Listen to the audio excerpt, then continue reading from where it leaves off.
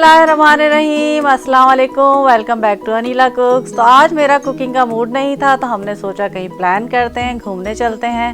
तो आज हम जाएंगे लंदन की लाइट्स देखने जो कि ऑन हुई है क्रिसमस के लिए। तो चलें मेरे साथ रहिएगा, मुझे उम्मीद है आप लोग इंजॉय करेंगे। चलें चलते हैं।